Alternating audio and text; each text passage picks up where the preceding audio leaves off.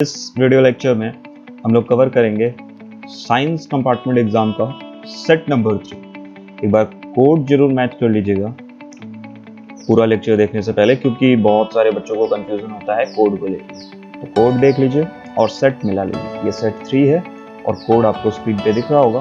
अब चलिए आगे बढ़ते हैं इस क्वेश्चन का सॉल्यूशन। सबसे पहला क्वेश्चन जो इसमें देके रखा था सेक्शन ए का, वो था name two infections which can be sexually transmitted in human beings. Human beings में सेक्सुअली ट्रांसमिट होने वाले कौन से दो इन्फेक्शन हैं? तो इसका राइट आंसर होता गनोरिया और साइफिलिस। ठीक है, तो दो लिखना था तो आप लिख सकते थे गनोरिया एंड साइफिलिस। ना सेकेंड क्वेश्चन है, how can a concave mirror be identified without touching. मतलब बिना छुए आप कैसे बता सकते हो कि जो मिरर दे रखा है वो कनकेव है? तो जब आप कनकेव मिरर के सामने खड़े रहोगे तो आपका जो इमेज बनेगा वो मैग्नीफाइड बनेगा। तो इससे आप पकड़ लोगे कि ये कनकेव मिरर, क्योंकि प्लेन मिरर में एग्जैक्टली इक्वल साइज का बनता है, कन्वेक्स में छोटा बनता है और कनकेव में मैग्नीफाइड बनता है। तो इसका आंसर है a concave mirror will produce a magnified image of your face. Third question जो है उससे पहले एक पैराग्राफ दिया हुआ था, जैसा कि आपने उधर देखा, या आपके पास क्वेश्चन पेपर होगा तो आप मैच करते चल रहे होंगे, और उसके आधार पे ये बताना था। ये एक कॉमन क्वेश्चन था सेट 3 सेट 2 दोनों में। Write the need to classify elements. Elements को क्यों क्लासिफाई किया जाता है? तो उसमें मैंने बताया था कि एलिमेंट को क्लासिफाई करने के लिए आप मल्टीपल रीजंस लिख सकते हो, ठीक है ना। लेकिन जो सबसे अच्छा रीजन है वो ये है कि to make the study simple. हम स्टडी को क्या बनाने के लिए? हम स्टडी को सिंपल बनाने के लिए। 3 का A, to make the study of elements easy. Now once again 3 का B, how many groups are there in the modern periodic table. Modern periodic table में कितने ग्रुप्स होते हैं? तो 18 है, आपको पैराग्राफ में भी मिल गया होगा और ऐसे भी पता होगा कि जो ग्रुप होते हैं वो टोटल 18 ग्रुप्स होते हैं। Now 3C, which one of the following statement is not correct about the modern periodic table? Modern periodic table के लिए कौन सा ये ऑप्शन है वो सही नहीं है? तो it is based on atomic masses. जब मैं पहला वाला देखता हूँ it is based on atomic masses, तो यही गलत है, क्योंकि जो मॉडर्न पीरियोडिक टेबल है वो बेस्ड होता है एटॉमिक नंबर पे, ना कि एटॉमिक मास पे।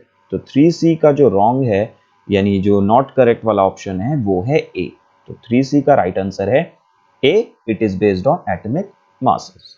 Now 3D, the cause of periodicity. Periodicity यानी जो कैरेक्टरिस्टिक मैच करता है, केमिकल प्रॉपर्टी मैच करता है किसी एक पर्टिकुलर ग्रुप का, एलिमेंट्स के बीच में प्रॉपर्टी मैच करने का रीजन क्या है? तो उसका रीजन है D, the recurrence of similar outer configuration. यानी 3D का ऑप्शन भी डी वाला ही है और यही आपका राइट आंसर है। 3D का D, the recurrence of similar outer electronic configuration. Now question number 4 में वंस अगेन एक पैराग्राफ है और उस पैराग्राफ के ऊपर आपको कुछ आंसर करने होंगे। 4 का A, state the energy conversion that takes place when we light a wax candle. ये भी सेम था सेट 2 वालों के साथ। कौन सा रिएक्शन टेक प्लेस होता है एनर्जी कन्वर्जन जब होगा, जब हम लोग एक वैक्स कैंडल को बर्न करेंगे? तो इसका राइट आंसर है कि इसमें क्या होगा, 4 का ए, केमिकल एनर्जी जो होगा वो लाइट और हीट एनर्जी में कन्वर्ट होगा। 4 का B, list two criteria of selecting a source of energy for specific work. इसका भी मल्टीपल आंसर हो सकता है, ठीक है, आसानी से उसको हासिल किया जा सके, इजी टू एक्सेस हो, ठीक है, चीपर इन कॉस्ट हो, उसको इजीली स्टोर किया जा सके, उसका कैलोरीफिक वैल्यू हाई हो। तो ये बहुत सारा पॉइंट्स होता है किसी भी एक सोर्स ऑफ एनर्जी को चूज करने के लिए।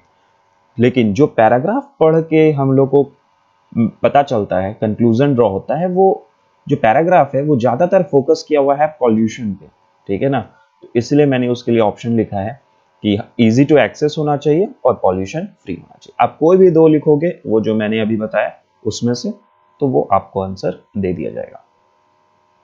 उसके बाद है right the name of 2 fossil fuels. Fossil fuels का नाम लिखना है, बहुत ईजी था, कोल और पेट्रोलियम।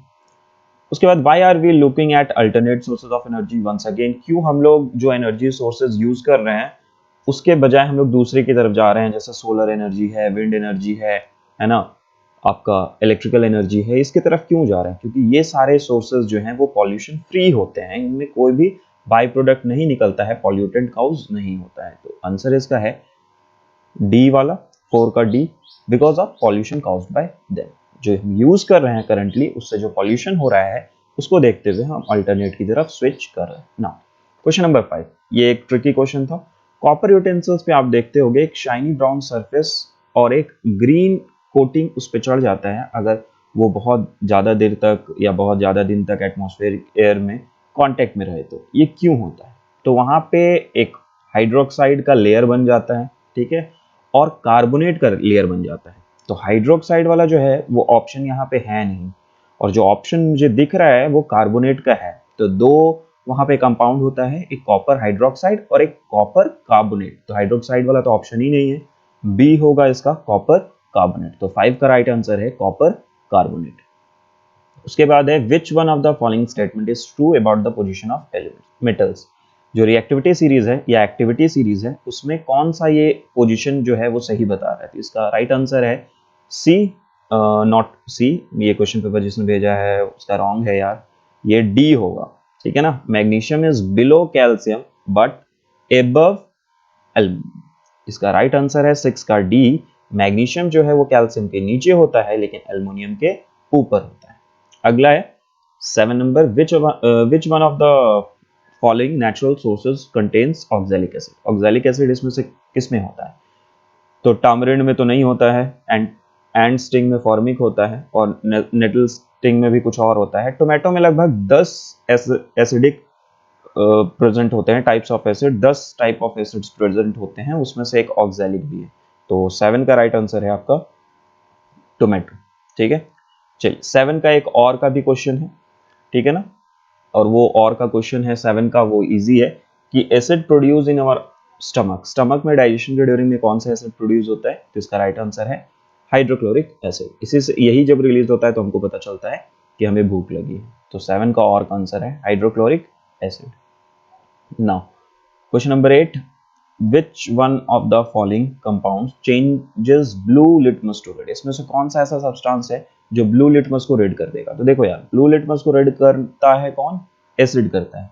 तो इसमें से ढूंढना पड़ेगा आपको कि कौन सा एसिड ग्रुप है। तो C2H5OH जो है वो इथेनॉल है जो कि न्यूट्रल होता है। C3COCH3 ये कीटोन का ग्रुप है। C2H5CHO ये एल्डिहाइड का ग्रुप है। और C2H5COOH कार्बोक्सिलिक एसिड का ग्रुप है। और ये जो डी है वो एक इथेनोइक एसिड है, इसका नेम इथेनोइक एसिड है, और कार्बोक्सिलिक ये ग्रुप है। तो यानी इसका राइट आंसर जो 8 का है वो डी है। Now 9 number, which one of the following is not a part of human female. Human female reproductive system का कौन सा पार्ट नहीं है? तो ओवरी होता है पार्ट, ओविडक्ट होता है, यूटेरस होता है, सेमिनल वेसल नहीं होता है, ठीक है। तो सेमिनल वेसल इसमें नहीं होगा, तो 9 का डी आंसर आपका हो। क्वेश्चन नंबर 9 का और है, which of the following technique is used as a contraceptive method in males only. इसमें से कौन सा ऐसा टेक्निक है जो मेल्स के लिए यूज किया जाता है एज अ कॉन्ट्रासेप्टिव मेथड? तो कॉपर टी तो फीमेल्स के लिए है, ओरल पिल्स फीमेल के लिए है, ब्लॉकेज ऑफ फेलोपियन ट्यूब भी फीमेल के लिए है, ब्लॉकेज ऑफ वास डिफरेंस ये मेल के लिए। तो डी वाला है 9 का, और जो है उसका राइट आंसर जो है आपका वो डी वाला है, ठीक है ना। तो आप यहाँ देख सकते हैं 9 का D, blockage of vas deferens. Now question number 10, a system of interdependent food chains represent. तो ये इसका राइट आंसर होगा ए वाला, फूड वेब, ठीक है ना। तो इसका राइट आंसर है फूड वेब, ये रहा 10 का ए, फूड वेब। नाउ इसके बाद हम लोग और वाले में चलते हैं। 10 का और है, disposable plastic plates should not be used because. हम लोग जो डिस्पोजेबल प्लास्टिक प्लेट्स यूज करते हैं वो क्यों नहीं यूज करना चाहिए? तो इसका राइट आंसर है A, because they are made of non biodegradable material. ये जो है वो नॉन बायोडिग्रेडेबल होता है और ये डिकम्पोज नहीं हो पाता है। Now 11 number, if vast tract of forest are clear. अगर एक बहुत बड़ा लंबा चौड़ा जमीन फॉरेस्ट का क्लीन कर दिया जाए और उस पर एक ही टाइप का स्पेसिस को ग्रो किया जाए तो ये क्या कहलाता है? तो ये कहलाता है आपका मोनोकल्चर। 11 का बी, मोनोकल्चर, ठीक है ना। चलिए 12 का देखते हैं, इसमें से कौन सा वाटरशेड मैनेजमेंट का एम है, ठीक है ना। तो वाटरशेड मैनेजमेंट का एम 3 होता है, to preserve soil, water and plants. ठीक है, तो इसमें पहला वाला सॉइल एंड वाटर कंजर्वेशन बिल्कुल सही है। Decrease in bio mass production ये रॉन्ग है। Mitigation of droughts and floods ये सही है। और increase in the life of downstream dams and reservoirs ये भी सही है। तो 1, 2 एंड 4 आप देख सकते हो कि 1, 3, 2 तो नहीं है, 1, 3 और 4 कौन सा ऑप्शन में है। तो 1, 3 और 4 जो है वो ऑप्शन आपका जो है वो बी वाला है 12 का। तो इसका राइट आंसर है बी, 12 का बी। नाउ अब हम लोग चलते हैं 12 के बाद 13 एंड 14 में। 13 और 14 सेम है सेट 2 वाले जैसा, लेकिन क्वेश्चन डिफर है। इसमें भी असर्शन होता है जिसको हम लोग स्टेटमेंट बोलते हैं, और फिर उस स्टेटमेंट के लिए रीजन होता है। ठीक है, तो यहाँ पे मल्टीपल ऑप्शन होते हैं कि आइदर स्टेटमेंट और रीजन दोनों सही है और वो उसका करेक्ट एक्सप्लेनेशन है या नहीं। तो इस तरीके से ऑप्शंस होते हैं, आपको टिक करना होता है। तो चलिए देखते हैं असर्शन क्या है। असर्शन है कि जो प्लांट हार्मोन्स है वो केमिकल्स होते हैं जो प्रोड्यूस होते हैं प्लांट में, जो हेल्प करते हैं कोऑर्डिनेट करने में ग्रोथ, डेवलपमेंट और रिस्पॉन्स स्टिमुलस और इन्वायरमेंट। बिल्कुल सही, असर्शन बिल्कुल सही है। Abscisic acid in plants abscisic acid is a plant hormone that promotes cell division। क्या ये सेल डिवीजन को प्रमोट करता है? तो सेल डिवीजन जब होगा तो ग्रोथ होगा, बट हमको पता है कि एब्सिसिक एसिड जो है वो ग्रोथ इनहिबिटर होता है, मतलब ग्रोथ को डिक्रीज करता है। तो रीजन जो है उसका गलत है। तो A is true but R is false. ये आपका ऑप्शन है थर्ड वाला। ठीक है, चलिए तो 13 का third, A is true but R is false. Now 40 number, test body का क्यों, उसके पीछे रीजन है कि because sperm formation requires lower temperature. बिल्कुल सही, तो इसमें स्टेटमेंट भी सही है, रीजन भी सही है। ठीक है, तो इसका राइट आंसर होगा 14 वाले का A. Both A and R true and R is correct explanation of assertion A. तो 14 का 1 राइट ऑप्शन है। ठीक है, तो इसी के साथ ये सेक्शन ए फिनिश होता है सेट 3 का। मिलते हैं अगले वीडियो में जिसमें हम लोग सेक्शन बी डिस्कस करेंगे। एक ही वीडियो में मैंने जानबूझ के कंपाइल नहीं किया है क्योंकि बहुत लेंदी हो जाएगा, बहुत ज़्यादा लंबा वीडियो बन जाएगा। तो मिलते हैं अगले वाले में, तब तक के लिए बाय बाय, टेक केयर।